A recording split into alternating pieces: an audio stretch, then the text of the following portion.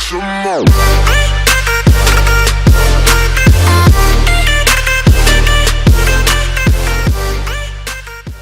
Yo, what's good, people? Izzy Max here, back again with the Week 7 breakdown of the MDL. This is going to be kind of a special week, as I am joined by Ryan and a special co-host, Matt. Go ahead and say hello, kind of tell us what the season looks like for you. What's going on, guys? Season's looking pretty good for me right now. I'm sitting at a cool 7-0 after Week 7. Had quite a few good matches. Most of them didn't even drop a game. Hunter and Hub both gave me a particularly hard time taking a game off of me, but yeah, I think I had a somewhat difficult schedule in the first half of the season, so I'm definitely pretty grateful getting out of that first half without dropping a set. So pretty good so far. For sure. So let's just go ahead and get started. For the first match, we have Hub and Jizzy. I'll go ahead and start this one off. Hub just out-offensed Jizzy, and I think the Talonflame was kind of the big key here, not setting up Tailwind, kind of forced him into the back corner really fast, and he just couldn't get out. Yeah, I think one of the problems here for Jizzy is that he didn't exactly counter team enough, which I think you need to do against Hub's team. It's just she drafted so well that you just if you're playing against her, you cannot let her team do what it wants to do. And I think a more proper use of like Durant, Talonflame, and Indeedee was called for here. I think if she had led Cinderace, you can priority Tailwind and then get a big max move off with Durant, or against the Sun lead, you can follow me and then Rockfall the Ninetales. He had some options that I think he just didn't go for, and he just let Hub do what she does. Yeah, I definitely would have subbed in a Azumarill or a Alakazam in one of Jizzy's slots, if not both of those slots. He had some good play, though. I really like the Zoroark, how he utilized it this week. I feel like had he calced better, that would have worked out a little bit better, because he wasn't quite getting the KOs it needed, but it could have potentially really upset one of the matches, which is kind of what Zoroark's there for. For sure. One cool thing, this game would have been a 6-0 if Ninetales didn't burn the Guts Luxray, because Playrough was not killing a full HP Urshifu. But because Scorching Sands burned the Luxray, it actually KO'd. So that's just kind of funny. But yeah, not much to say about this one. Hub's offense is still proving to be very, very good. So next match is going to be me and Nin. You guys go ahead and start this one. Berserker, the unit, went in. What a beast. I'm looking at this Meowth that's staring at me with these dead eyes, but like I know he killed like most of that team, which is kind of crazy. Nin had some like really cool ideas this week. Scarf Inteleon was good, but it didn't quite Nin should have checked the calcs on that because it wasn't quite picking up the KOs he needed it to. And despite having two dark types and two fairy types, he actually still really had a hard time with Dragapult. Mostly because of speed tiers. Dragapult was still outspeeding a lot of stuff. But yeah, Berserker actually really went in this week. I feel like there was still some good play on Nin's end, but in the end, he couldn't really out-offense you. And Terrakion, Scarf Terrakion, you could have just won game one had you beat up into Terrakion. Could have, but Dragapult didn't even have beat up. It was a bait. Yep. I do kind of want to emphasize the importance of Dragapult here and his matchup against it, especially considering he didn't bring the Darmanitan. Yeah. I think your draft sort of forces him to bring a probably a Scarf Darmanitan. Yep. And I think the way that you prepped both with the Yachi Berry and with the Scarf Terrakion kind of just meant he couldn't really do anything. I think I would have liked to see maybe a Scarf Darmanitan next to his Clefable, but even then, Scarf Rock Slide is still it gives him a lot of trouble. I don't know that there's much he could have done here. That was the main point behind Scarf Terrakion. Yeah, it really kind of locked that pretty poorly. Also, even like late game Prim would be able to take it from there, essentially, I think. Yeah, like I said, I think we had some really good. He counterplayed me a little bit, but I think my item prep just really put it over the top. Yeah, I think so too. All right, next I match. agree with that. Tay and Dark King. This was a big game.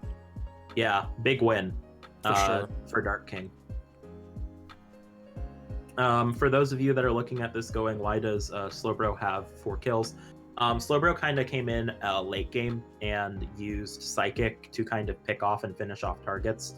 I feel like the Dracozolt did a lot of good work here. I also really like that Dark King's team comp meant that it was far harder for Diggersby to come in. He almost always brought Milotic and Slowbro in the back For sure. to Yeah. prevent that. Yeah. There was a little bit of missed targeting, and honestly, it's kind of weird to say. I feel like the Whimsicott set wasn't quite right for this week. It was like a U-turn, beat up, and it had some other moves, but in the end, it was like it didn't have Tailwind, which I feel like could have really benefited him. So Tailwind was cut last minute because of the Riolu Slowbro. He really didn't have a way to stop Trick Room from going up, so he didn't really want to set Tailwind. Yeah. And that said too, he didn't ever really get the beat up off into the Cobalion, which Dark King prevented really well. That was one of the main reasons why Incineroar was on the team. Incineroar was also AV, so it was able to tank Max Geyser from Ludicolo, which was pretty clutch. Yeah, I just think this was a really, really, really good win for Dark King with a lot of good prep. I think he brought the right mons. Very well. I think he brought the right mons, and I think he played them correctly. And I feel like this is kind of a big loss for Tay. Yeah, he really needs to start picking up momentum. Yeah, because at this rate, he's losing momentum quick enough that I'm starting to get worried for him. For sure. Any input, Matt? Just that the Dracozolt, I think, was a great call as Dark King's main sweeper, and I think we saw that Tay just didn't seem very prepared for it. Maybe he was since he was going for Cobalion, maybe he was prepping more for the Porygon Z. But I think we've seen from Dark King that he's not relying on Porygon. So I think it's important to prep not only for that, but for everything else his draft can do as well. Yeah. So good pick on the Dracozolt this week for Dark King. I think another big boost, not so much like prep or gameplay or anything. He's actually didn't bring Scarf Dynamax Dracozolt. Yeah, it was actually Life Orb this week. Because I know the past good. times he's brought Dracozolt and maxed it was Choice Scarf. And it was missing a lot of KOs. And this definitely puts Dark King pretty ahead in the playoffs race to his other competitors that are currently in that race. Oh, for sure. This was actually kind of a huge upset win. Like, this was a huge, hugely important game for Dark King. Yeah, so. the thing with Dark King, I know his schedule is not the easiest, though. Yeah, it's not. This was a nice win. This was definitely a huge win. So next up, we have Matt and John's game. Go ahead, Matt. You know more about this one. Sure. Yeah, I definitely like some input from you guys, considering that I'm the one that's biased here. But the main game plan obviously was redirection to set up the Trick Room, and then to bring in either Amoonguss or Ferrothorn right after that, depending on what the situation called for. The Amoonguss, of course, was room service because John, of course, has those base 25 speed Pokemon in Dusclops and Gigalith. So I was able to underspeed them and also avoid some speed ties with the Drampa and Caparaja, which I was both of which I was kind of afraid of. I was a little bit surprised not to see either of them. And then, of course, there's the Iron Defense Leech Seed Body Press Ferrothorn that ended up closing out both games. So that was kind of the plan.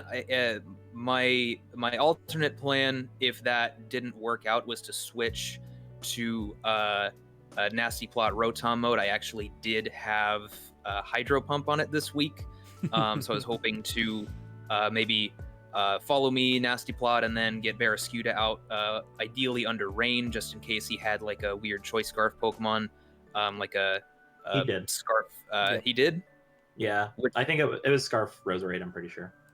Okay, that is what I was concerned about. So I did have Swift Swim on the with Psychic Fangs on the Barraskewda. So yeah, those were my two main modes, but didn't need the water types.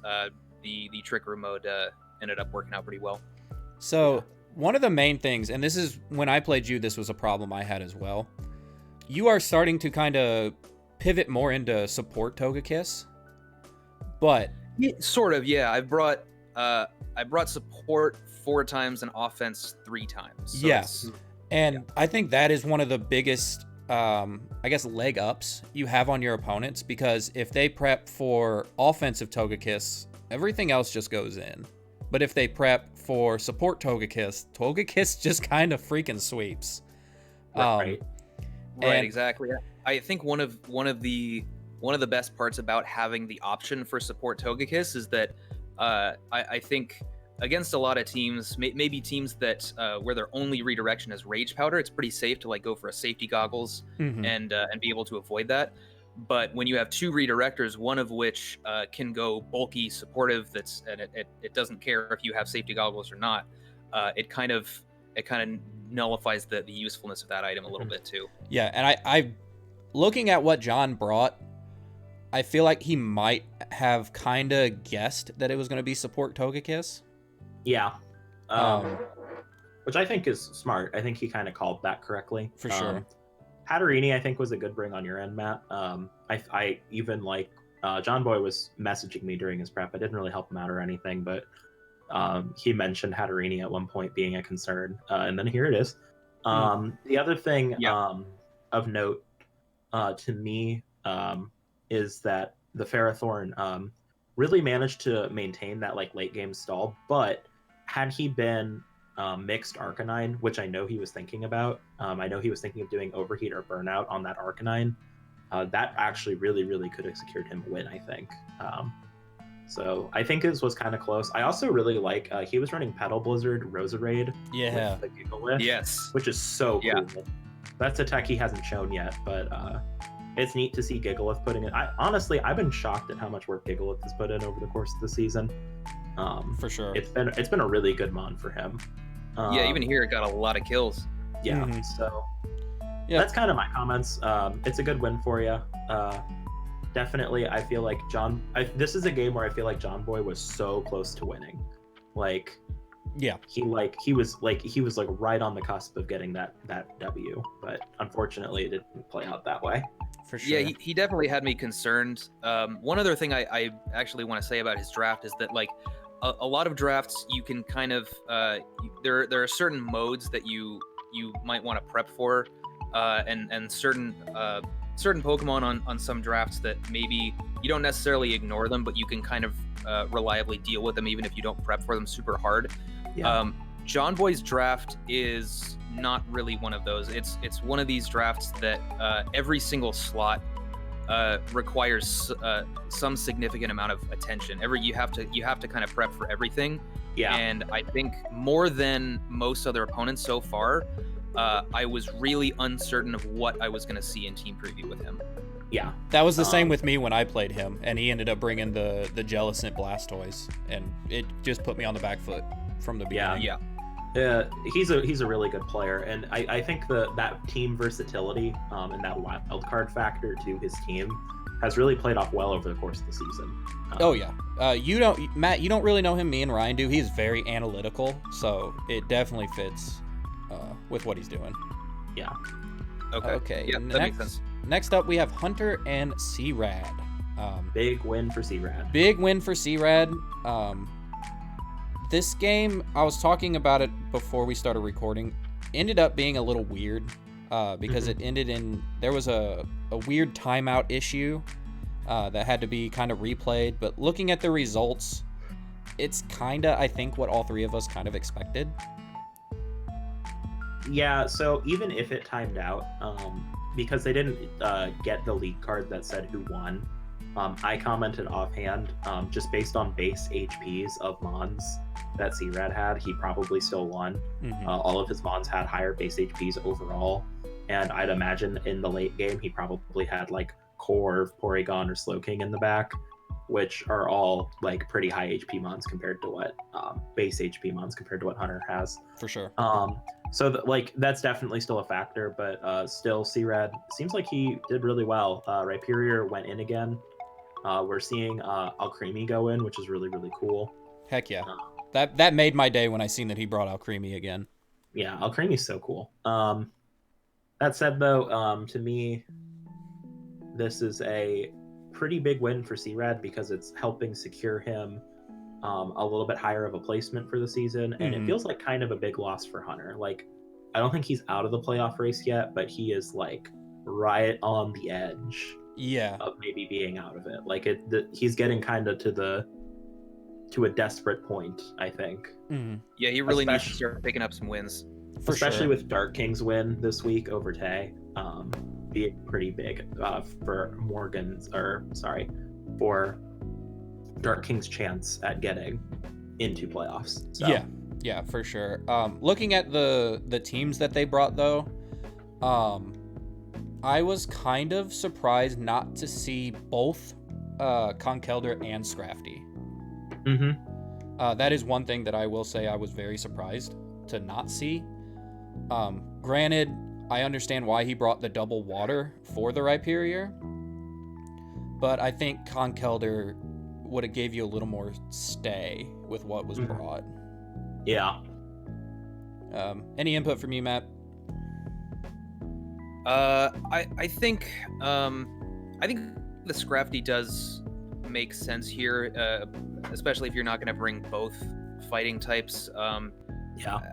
The Conk definitely helps a little bit more against the Porygon 2. Scrafty's offense is not, it's not what Conkeldur's is, that's for sure. But I think having fighting stab is, I would think at least in prep, is probably good enough, and I think the Intimidate helps. Yeah, it really helps against the Rhyperior, and you don't really need Conk for Rhyperior anyway, right. since you're bringing those water types. So I think it makes enough sense. Yeah. I'm curious about the Alcremie here, considering it has 3 kills. I'm wondering what kind of set he was running on that. It was offensive. I think it was Giga Drain, Mystical Fire, Dazzling Gleam, Protect. Okay, do we know the item? I do not know. Okay. Well, it's still cool to see that thing picking up a few kills. For sure. Yeah, that's probably about it. So the last game we have is Brock and Toxic. I'll go ahead and let you guys take the lead on this one. Yeah, so nice win for Brock here, but also still not a bad loss for Toxic, really. Game 1, Lucha went in and picked up a ton of momentum, got a lot of KOs. Game 2, Toxic actually, I think, did a really, really smart tech here. He was running Quick Guard Hitmontop with a next to a weakness policy Excadrill. And what that really allowed him to do was that Rillaboom was the big Excadrill counter, and it stopgapped, the Quick Guard stopped Grassy Glide. And there was no Woodhammer on the set this week, so he couldn't even do that. And then game 3, weakness policy Gudra apparently just went in. Yeah, I feel like this game was more about who adapted better, and I think the win, a game 1 win, I think really secured Brock. Because if you look, Brock won, Toxic adapted, Toxic won, Brock adapted, and ultimately won the game. Yeah, this was actually, to me, it feels kind of like I feel like the prep was about equal from what I'm seeing and hearing. So, or maybe Brock's might have been a little bit better. But the fact is that I feel like Brock, it seems like, adapted better to what was going on in the match than Toxic did. For sure. And looking at the prep, I will say I feel like Toxic is lacking a little bit of offense. I understand that depending on what set the Sylveon was, it could have been a lot of offense, but its speed tier doesn't really allow it to do anything to what Brock has. It's also tough for Sylvie, even though it's very offensive and it's a fairy type. It's still tough to deal with a Pokemon that has such a high base special defense in Gudra. Yeah. It's just the hyper voice. Even if you max it and go for a Starfall, it's just its damage output is a little bit lacking. Yeah, and Gudra was weakness policy max Ooze to one hit KO Sylveon even after that. Which was a good prep. Right. I think the outcome of this match, especially considering where the kills are on Brock's side, I think it makes a lot of sense. I think Toxic has a lot of trouble dealing with the kind of prep that Brock had, having both Gudra and Hawlucha as his main sweepers. For sure. The sand mode obviously struggles against Hawlucha quite a lot. He didn't even bring Tyranitar, but it could have helped against the Gudra. But even then, Dynamax Gudra is it's tough to deal with everything else Toxic has. That said, I will give Toxic some compliments on the mons he did bring, because Brock was expecting either a Sandcore lead or a Lilligant Torkoal lead. Yeah, I was about to say I was surprised. I was surprised not to see Lilligant Torkoal. And I'm really glad that Toxic didn't, actually, because if he had, I think Brock would have won pretty easily, because Brock was running. Brock was planning to basically lead Lucha and Rillaboom every game, and if he had led Lilligant Torkoal, he was going to fake out Lilligant with the Rillaboom and then max Rockfall into the Torkoal. Right. And then late game sweep with Dynamax Gyarados. So I think it's as good on Toxic's end to see that he did not do that, and the Quick Guard Hitmontop came out of nowhere and did really well.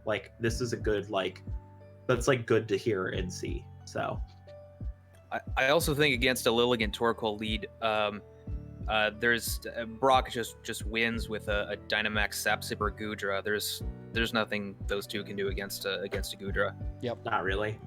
Yep. So big win. Next up, we only have 3 transactions this week. Yep. I'll go ahead and take the first one. Gengar for Politoed. This is a big pickup for Hunter because now he actually has a dedicated rain setter. This kind of lets Klefki do a little bit more on the prankster side. Not always having to set that rain. This might be what he needs to start picking up some wins. I'm aware he didn't have access to it until now, since it was on my draft for most of the season so far. But I think it's going to help him a lot. I hope so. It's no surprise to see him picking up Politoed here. I would have been far more surprised to not see him take it. Mm-hmm. Yeah, likewise. Okay. Oranguru for Bronzong, such a good transaction. It's just a pure upgrade. Yeah. And Bronzong's, I actually think Nin's team really, really, really benefits from. Did he have a steel type prior? No, I don't think so. Okay. He had Steelix at one point, right? Yeah. He did at the beginning. Bronzong's a far better option, though. Also, it lets him do some trick room stuff, which I actually think his team could do. Oh, for sure. For sure. And then lastly, we have Togepi for Stoutland. Yeah. I know that there's a bit of dissent among the ranks here with this trade. I like it a lot. I know both of you feel a little bit more mixed than I do. I see why he did it, but I also think Togepi is kind of a key mon for him. And I think I know Matt feels the same way I do. Yeah, I don't know that he really needed to strengthen his sand mode here, especially given that this Sand Rush Pokemon shares a weakness with both Excadrill and Tyranitar. You can use it for more than just that. It does get Intimidate, so it can be more supportive if you want. But I don't know that this is what he needs more than Togepi. I think that Togepi, if I recall correctly, was Toxic's only redirector. Correct. And even though Stoutland overall is a better Pokemon than Togepi. Togepi is terrible base stats. It basically requires that you run Follow Me with a Focus Sash. But I think just having that redirection is good enough to keep it on the team, and I'm not sure if Stoutland is really an upgrade here. Yeah. See, I don't disagree. I don't disagree with that in concept, but I actually like the layering Stoutland gives him. I like that now he doesn't have to use Excadrill as his sweeper in Sand. I like that now he has double Intimidate. Stoutland gets a lot of good support moves and has really wide coverage that I feel like his team is kind of lacking. Yeah. Max Strike is something his team benefits from a lot. It actually can like let him run like faster Sylveon sets. I think to me the Togepi is good in a vacuum for redirecting stuff, but I feel like Toxic kind of has a team that wants to blitz, and I feel like Stoutland's gonna like give him another option to do that with. So like, I definitely don't disagree with the points you've made, but I do feel like y'all are sleeping on my big Sleeping on Stoutland. I mean, sleeping on could be. Stoutland. it could be like Could for be. sure, for sure. Real quick, I just want to make a quick comment. If Nin would have started the season with the team he has now, I feel like he would have been a clear lock for playoffs. This man is improving at such a rate. Oh, right. Yeah. Holy cow. Yeah. But anyway, with the last slide, unless you guys have anything else to say before we move on to the last slide. I think I'm good. Okay. I'm good. Last slide is going to be key games to watch. We are coming down to the playoff bubble here. Teams really need to start solidifying their spots. And these are kind of the key games that we have chosen. The first key game is going to be Matt and C-Rad. This game isn't so much important for Matt as it is for placement for C-Rad. This game, I feel like, isn't going to come down to a win and loss. It's going to come down to the differential. Agreed. Yeah, I think it's. I think the differential is important for both of us here. Mm-hmm. Maybe C-Red. Well, I'm sure he needs the differential a little bit more than I do. But I think it's worth mentioning at least that even though I am 7-0, I do not have the highest differential. Hubbub actually does. So if I were to drop a game at some point when she doesn't, I will most likely be dropping down to second place. So Right, and her only loss is against you. So right, yeah, Right. yeah. And C-Rad, this it to me too, like a narrow win or a narrow loss is like good for both of you. Mm-hmm. Like if it's like a +1 or a -1 for either person, I feel like that's still good for either player. I feel like though, like a blowout win or loss for either player is kind of bad. Anything more than a -3 for C-Rad is kind of bad. Yeah, and anything, yeah, I'd agree. Yeah, I think that's the worst case scenario for C-Rad. Not so much for you, Matt. You know. right, yeah. Yeah. The next game we have is Dark King and John Boy. Ryan, you want to take this one? Yeah, so essentially, this one is kind of big in terms of Dark King's playoff race. It's very similar to the game above. Dark King just picked up a ton of momentum off of a win against Tay. I don't think he needs to beat John Boy per se, but he does need to maintain that momentum in differential. So like similar to C-Rad, I don't think he can lose by more than 3. Mm-hmm. Also, John Boy, his differential is kind of Worse than mine. for the amount. Yeah, for the amount of wins he has, it's kind of low. So like, if John Boy drops this game, then his placement like shoots down quite a bit because his differential isn't all that high. Mm-hmm. So I think this one's an important one for both players. And Ryan, I think this is something we actually talked about in the Week 6 power rankings, was that John Boy's differential might actually be an issue. Yeah, because it he's could be, narrowly potentially. winning, and yeah. Yeah, that's okay though. I do that every season I play of anything, so he'll be fine. Matt, you want to take the next one? Sure, yeah. So third we have Ninblox and Hunter. Both of these guys really need this win. It's going to be exciting for the league to see a match where so much is on the line at this point. But at the same time, it kind of sucks for them that one of them is kind of forced to take a loss here. It would have, because both these guys need to pick up wins in order to get into playoff contention. So I believe Hunter is 1-6 and Nin is 2-5. Is that correct? Yep. Mhm. Okay. Yeah. So I think I think whoever wins this match could potentially be on an upward trajectory. I think whoever wins is going to have the shot to make playoffs, and the other one probably maybe not. It's going to be a little harder for the one that loses. Yeah, for sure. Yeah. Definitely, probably out of these four, that's probably going to be one of the most important ones. I'd say that's the biggest one. Yeah. And then lastly, we have Brock and Tay. This is more so Tay needs momentum. Brock needs to solidify his placement. Yeah. Granted, I think both of these coaches still make playoffs. Yeah, this doesn't really determine who makes playoffs. This is more of a placement game. Yeah, it's more of a placement game, and it's also and I'm going to be honest, if Tay keeps losing games, and if he loses this game by a large margin, he's at risk, I think. Not to say that Brock isn't either if it's a big loss, but Tay's lost like his last like 3 games in a row, I think. 4.